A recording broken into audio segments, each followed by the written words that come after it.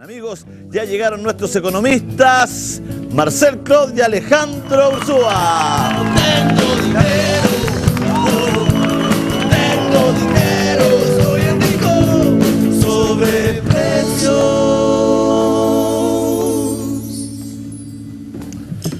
¿Cómo andamos? Los veo bien, ¿ah? ¿Andamos? ¿Sí? ¿Está bien usted, Marcel? Viene con más papeles que... ¿Qué me haces trabajar y estudiar tú? ¿Sí? ¿Qué sacó ahí unos estudios de...? Eso, oiga, no sean así como Marcel, papá. Ah, bueno.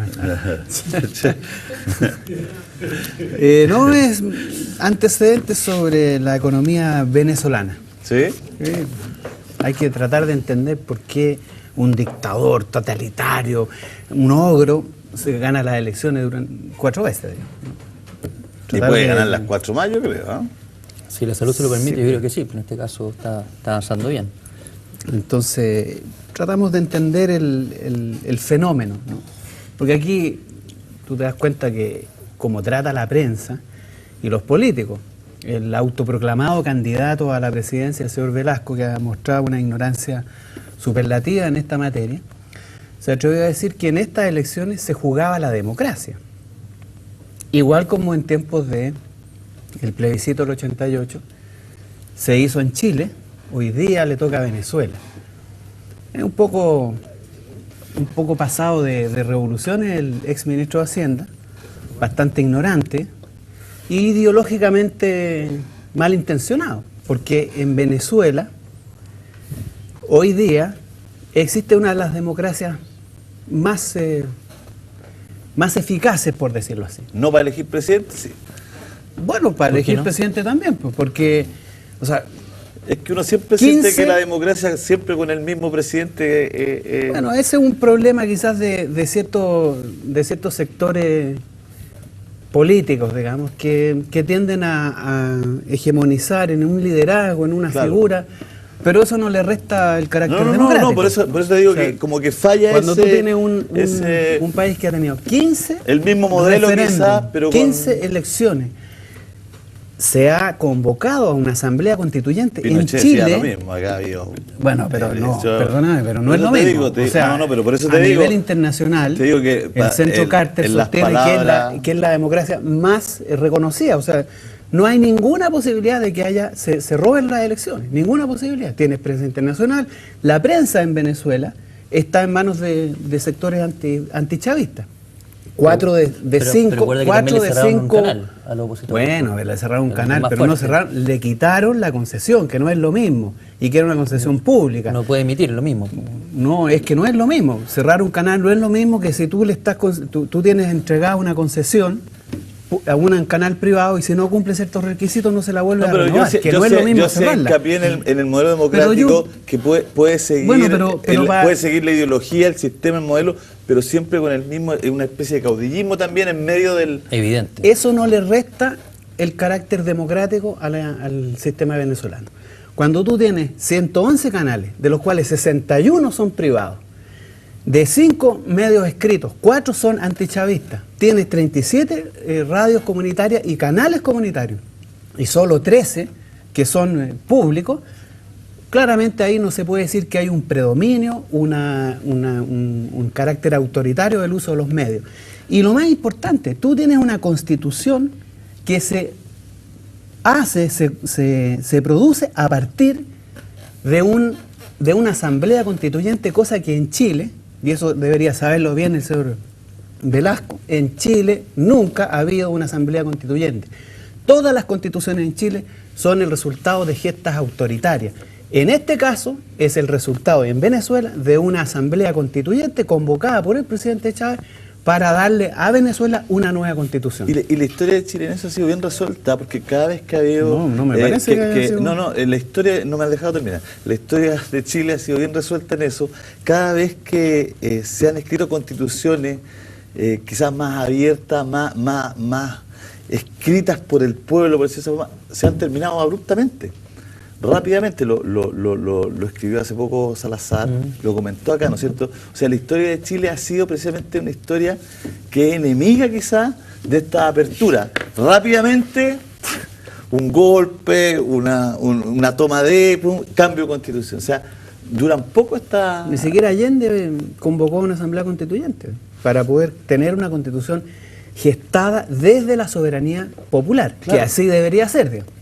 Eso ocurre en Venezuela y sin embargo acá los supuestos demócratas se permiten ponerse como autoridades políticas, como autoridades democráticas, con no sé de a dónde sacan ese sello moral en un país que no es democrático, que se ejerce el poder desde minorías, que nunca ha tenido una constitución Pero democrática hoy día más y que además no tiene medios de comunicación abiertos y que no están en manos de sectores que no sean de Hoy derecha. día más que nunca, como el tema de la representatividad está cuestionado, porque después de la dictadura como que, claro, hubo una confianza ciudadana en que los representaran, digamos, casi lógica, pero hubo como en un tiempo de decir, bueno, vamos a las urnas, gente nos va a representar todo. Hoy día como que no parece ya tan atrevido a tratar de buscarle nuevas fórmulas de representación a la ciudadanía, porque no se siente precisamente representada por la gente que debería representarlo. Bueno, que eso está dejando en evidencia la necesidad a lo mejor de modificar una estructura binominal que efectivamente hoy día no está teniendo representación, y hay un grupo importante de que antes eran consideradas como minoría, que hoy día también se está levantando, están sacando voces, están generando modificación en el sistema político que por lo menos deberían invitar a un diálogo con respecto a lo que está pasando. De hecho, nosotros lo vemos hoy día, ¿no es cierto? Tú, la semana pasada, uno lo veía, por ejemplo, con Marco Enrique Minami, que Marco Enrique Minami tuvo que constituir hoy día un partido para poder ir, ¿no es cierto?, para meterse un sistema que de alguna manera, por decirlo poco, es bastante estrecho y bastante poco representativo, y eso es lo que está pegando también en los niveles de popularidad, tanto de, ¿no es cierto?, de la coalición por el cambio como de la concertación, donde tú te das cuenta que hoy día ya no es la misma Chile que hace 20 años atrás, que obviamente requiere por lo menos abrirse a una nueva visión.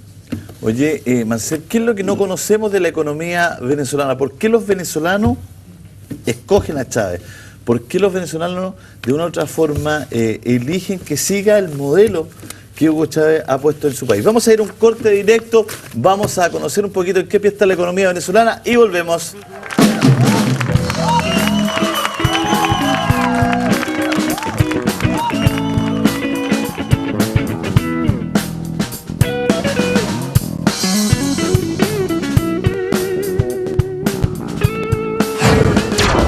Hablábamos un poquito de Venezuela, explicándonos la noticia que ha sido bien mediática. Uno a veces dice, ¿por qué es tan importante Venezuela? Pero es bien mediática para los países de Latinoamérica. Yo hacía tiempo que no veía el despliegue televisivo de la televisión nacional de como Chile, internacional, digamos, claro, la cobertura fue que súper fuerte. fueron los conductores de noticias, todo, o sea, hay un tema relevante ahí. ¿En qué pie, Marcel, tú sientes que está la economía venezolana? Hay gente que la critica, que es muy cerrada, que los productos están un poco auspiciados por el Estado. ¿Por qué no nos cuenta un poquito cómo es el modelo? ¿Qué? Mira, lo primero que hay que tener presente es que Venezuela es el país del mundo con mayores reservas de petróleo. O sea, y es el sexto productor de petróleo. Ya no, le ganó Brasil, salió un nuevo yacimiento ahora hace un mes y medio atrás. Pero hasta lo que la información hoy día tiene, digamos, Venezuela es uno de los países, era reconocido como el país con mayor reservas de petróleo. Hay un liderazgo ahí. Sí, claro. Por lo tanto, es gravitante las decisiones políticas que ocurran en Venezuela en relación a este recurso estratégico. Hasta antes de Chávez, lo que hubo en realidad fue un intento de privatizar el petróleo. Eso fue en los años 80 más o menos, 95. Con una sarta de presidentes venezolanos, una corrupción tremenda. Ahí vivían esta Sistema clase política sistema bipartidista, que era bipartidista, igual como el que tenemos ahora, ¿no sé? Vivían de la renta petrolera. Claro. El país estaba más o menos en un 61% de pobreza, desempleo de 2 dígitos, una pobreza creciente, inflación, etc. Y obviamente el petróleo, piensa tú que el petróleo estaba a $8 el barril.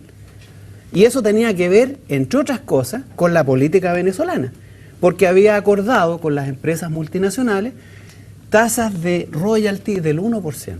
El 1%. Además, ¿no es cierto?, sobreproducción, no respetaban las cuotas, se salieron de la OPEP para ofrecer precios internacionales Más barato. consistentes con los intereses norteamericanos. ¿Qué es lo que hace Chávez? Ahí por eso lo odian, digamos. se incorpora de nuevo a la OPEP, se pone de acuerdo en términos de las cuotas, respeta las cuotas y el precio del petróleo empieza a subir. Y obviamente renegocia con las empresas extranjeras que estaban en Venezuela y le pone tasas de royalty del 35%. Aparte de que hay una nacionalización que se hizo eficaz. ¿Qué ha hecho con la plata el señor Chávez? 45% del presupuesto del Estado se destina a gastos sociales. Esa es la realidad. Se invierte en programas de capacitación, de tratamiento de distintas lacras sociales. Hoy día Venezuela es el país, reconocido por la CEPAL, el país con mayor reducción de la desigualdad y de la extrema y de la pobreza y de la extrema pobreza de todos los países de América Latina. Bajó más o menos la extrema pobreza en 70% y la pobreza en 50%. Según la CEPAL, los indicadores de desigualdad son los mejores. Aquí yo tengo un dato que podríamos mostrar, que es CEPAL, ¿no? El caso de Venezuela. Yo no sé si se puede ver acá. Esta es la distribución de la torta. ¿Se puede mostrar? Ahí está. La distribución de la torta, ¿no? Esto que está arriba, ¿no?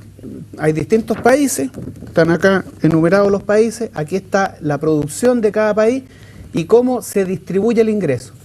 El 10% más rico tiene en Venezuela la menor proporción respecto a todos los otros países de América Latina. O sea, los ricos no superan el 22% del ingreso. Se reparten, de la torta que se reparte, los ricos se llevan la menor proporción en comparación al resto de los países de América Latina. Y el 70% más pobre, que es lo más negrito que está acá, esto, en Venezuela, es el país donde el 70% más pobre se lleva, en relación a los otros países, la mayor parte de la torta. Y los indicadores de desigualdad que la misma CEPAL publica, están acá en este gráfico. Está al revés. Son distintos indicadores de desigualdad. Aquí no los vamos a explicar, digamos, el Gini, el Taylor, el Atkins, son distintos indicadores. Venezuela tiene los indicadores más bajos de desigualdad respecto al resto de los países de América Latina. Incluso le gana a Uruguay. ¿Dónde está Chile? Bueno, Chile está al otro lado. Chile, olvídate, Chile está en las antípodas. No, está por ahí. No salió, no se Aquí está, empezaba. al medio. Todos los indicadores de desigualdad, Venezuela los cubre con creces, ¿no? Ahora, tiene algunos problemas, obviamente. Varios el problemas. petróleo, vive del petróleo, fundamentalmente. El petróleo es muy gravitante, pero no es algo que pueda manejar, no es una responsabilidad, por decirlo así, de la administración de Chávez. De hecho, se han invertido en producción agrícola, en otro tipo de actividades productivas para competir con el petróleo, pero el petróleo es demasiado gravitante en Venezuela. Hay otro elemento importante que tener presente en otros indicadores. Han multiplicado por 3 y 4 veces el número de médicos en los hospitales, de atención primaria, etcétera. El esfuerzo que se ha hecho con el petróleo, el gasto y el uso del petróleo en Venezuela ha sido para beneficio de los pobres, fundamentalmente, de las grandes mayorías. Obviamente hay problemas con la inflación, pero la inflación en los últimos 7 meses viene disminuyendo, pero es un problema importante. También hay otros problemas. Y otro problema que tiene es el esfuerzo enorme que hay que hacer en el pago de la deuda. Pero eso no es tan grave si tú tomas en cuenta que tienen una renta petrolera importante. Elementos que hay que considerar. Efectivamente, los datos de cómo se ha bajado la desigualdad son así, son súper claros. Son de la CEPAL. Son de la CEPAL. Lo que sí, también en términos económicos vienen desafíos bastante grandes para Venezuela en términos inmediatos. Primero que nada, es una infraestructura que es vieja, se han ido moronando en el último tiempo. Lo vimos en un incendio hace poco. Porque efectivamente, o sea, dentro de los principales opositores del régimen chavista, había gente que decía que en vez de hacerle mantención muchas veces a las petroleras, esa plata también iba destinado con mucha fuerza hacia el tema social y que de alguna manera se estaba descuidando este principal foco de crecimiento. Hay que decir primero que desde que asume Chávez hasta que hoy día se metió el CEPAL y que se metió, ¿no es cierto?, a la OPEP, hoy día es 10 veces más el valor del que tiene el valor del crudo. Pero eso tiene que ver también con la misma política venezolana, entonces, que no han regalado el petróleo. Pero también, ¿no es cierto?, hay una industria que tenía un bajo rendimiento. Si nosotros empezamos a ver, hay muchas cosas, por ejemplo, arroz, maíz, que antes caña de azúcar, que antes lo producía internamente Venezuela, tampoco ha sido capaz de generarlo. Y de hecho, cuando uno ve esos elementos, hay que tener cuidado, porque por ahí vienen los principales desafíos. O sea, si nosotros vemos y tomamos solamente por coeficiente Gini, el tema de la desigualdad obviamente se vive mejor en Venezuela de lo que se vivía hace 20 años atrás.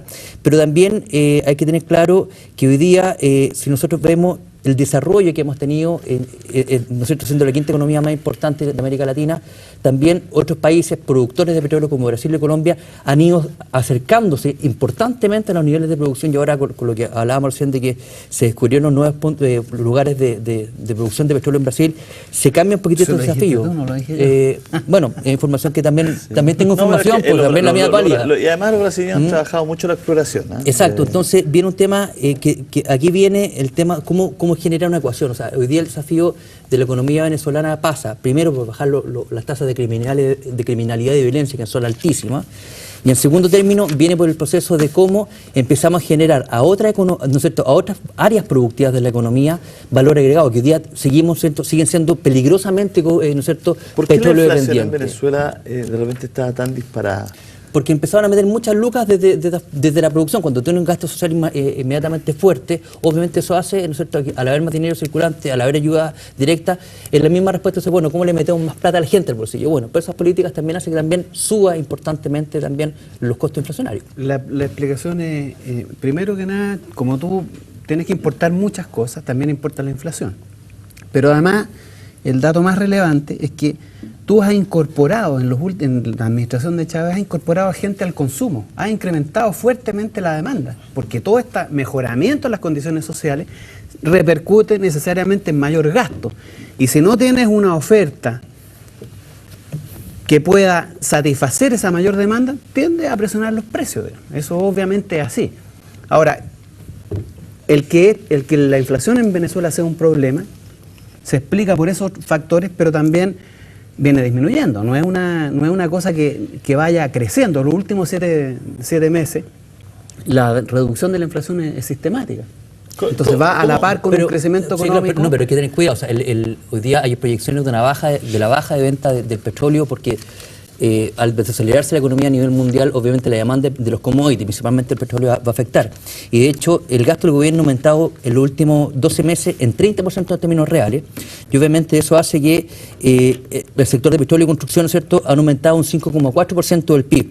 ¿Y eso qué hace? Que obviamente el fomento de esta actividad interna, ¿no es cierto?, que se está dando actualmente, se hace que sea riesgosamente sostenible. En el futuro, sí, pues de alguna manera, pues está apostando a mantener los mismos niveles de ingreso al petróleo. Y ahí es donde se genera el peligro cuando tú ves que los otros niveles... ¿Por qué crees tú que se está apostando a mantener los mismos niveles de ingreso? Porque bajo al nivel de gasto. O sea, de hecho, inclusive hay ya dinero adelantados, por ejemplo, por explotación de capitales chinos y rusos dentro de los fondos, dentro de los fosos petroleros, que ya se ocuparon inclusive para las elecciones. Pero ¿y eso...? Si llega a bajar mi principal fuente de ingreso, que es el petróleo, bajar eso, obviamente se hace más riesgoso el hecho de mantenerlo. Eso, bueno, de alguna manera... Eso no es tan fácil que ocurra. El petróleo no viene a la baja. El petróleo va a alza sistemáticamente. Por lo tanto, cualquier proyección que tú hagas de futuro... se ha mantenido estable dentro de ese tiempo. De hecho, nos damos cuenta que además... el tema que dentro de esta política más bien paternalista que ha tenido la política de Chávez... ¿Qué significa paternalista? Te dejé hablar tranquilamente. No, pero ¿qué significa paternalista? Que se ha empezado a meter, por ejemplo, en otra... ¿Puedo hablar ahora? ¿Sí? Justifica se ha empezado a meter en otras áreas productivas, las cuales también han sido eficientes. Por ejemplo, se han encontrado... ¿Cómo tú mides la eficiencia? ¿Se puede saber? ¿Qué es lo que es para ti eficiencia? Por ejemplo, hay compañías... O sea, si tú vienes aquí a decir, no, los resultados son pésimos... Pero no. O sea, si tú estás en esa política, perdóname, pero no corresponde eso. Simplemente no corresponde. A ver, pero Marcelo, los resultados... Bueno, pero que si no una cosa es que uno pueda argumentar y otra cosa es que pueda descalificar gratuitamente. Y a mí no me parece. Marcel, pero... A mí no me parece que el uso de la descalificación sea el argumento. Marcel. Bueno, pero tú tenés claro que tú no podés pararte aquí a descalificar. Marcel, déjalo que argumente. Es que no es argumento, es está que no descalificando. Es que no lo has dejado que argumente. Él dicho que es paternalista y va a explicar por qué. Si lo dejáis después, tú puedes decir, no me parece, pero A mí no me parece que se Pero usen si no lo has categorías escuchado de esa todavía, envergadura. A mí no me parece. Pero Chuta, si no lo has tú escuchado, puedes tratar a Marcelo. políticos acá de sinvergüenzas, de ladrones, y Bueno, eso... y lo justifico y lo Pero- argumento. Pero oye, yo te dejo justificarlo pero- y te dejo Bueno, argumentarlo. argumenta tú, ¿por qué Pero, ese segundo por es eso, pero paternalista? A ver, hagamos un ejercicio de hecho, no, porque básico y clásico. se ha- Espérate, hagamos un ejercicio básico y clásico. Haz la afirmación, argumenta y contraargumenta. Y así seguimos adelante, si no, no.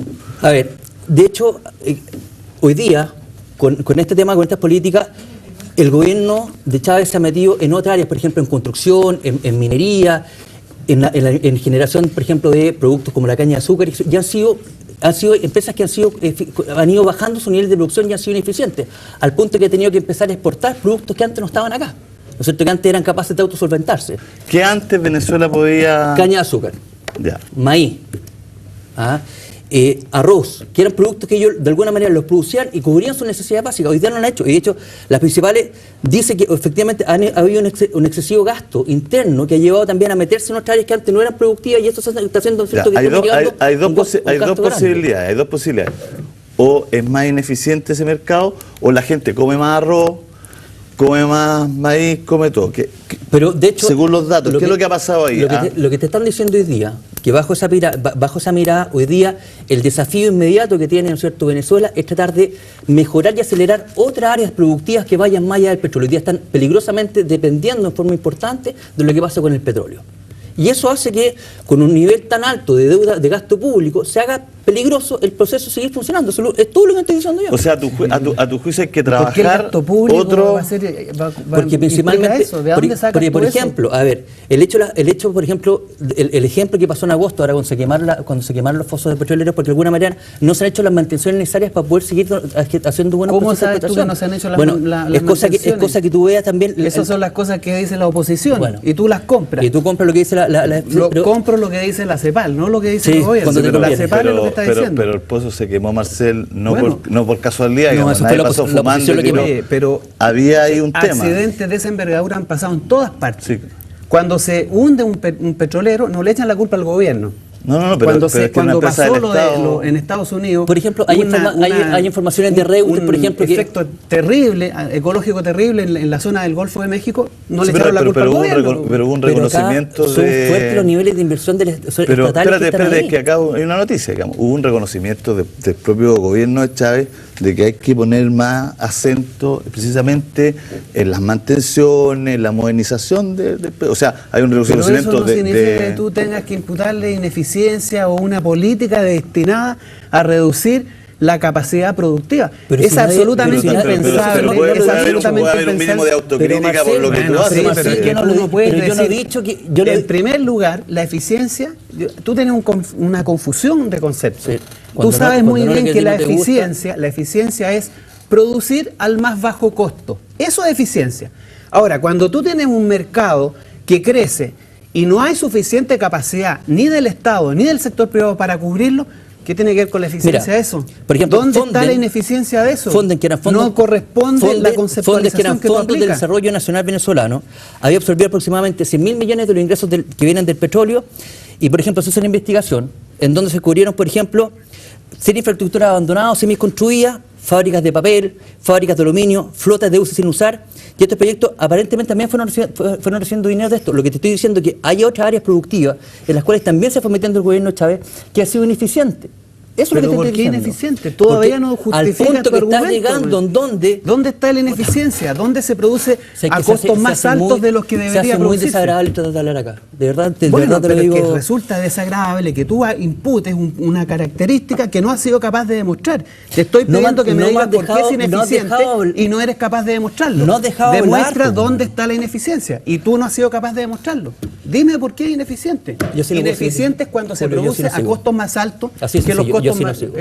esperados. Yo sí no sigo. O sea, cuando tú hablas las cosas que efectivamente se no quiere escuchar, sigue, si no, no puedo seguir. Demuestra que es ineficiente. No, yo no sigo pues. así. Demuestra. Yo no Bueno, sigo así. problema tuyo, Yo no pero sigo di así. por qué es Así es ineficiente. sencillo. Pero, Que así es sencillo, no sigo así.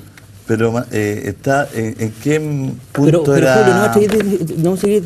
por favor no me sigas tratando, no perdí. Se me está haciendo súper desagradable el tema. No sigo así. Ya, muchas gracias por la columna de hoy día.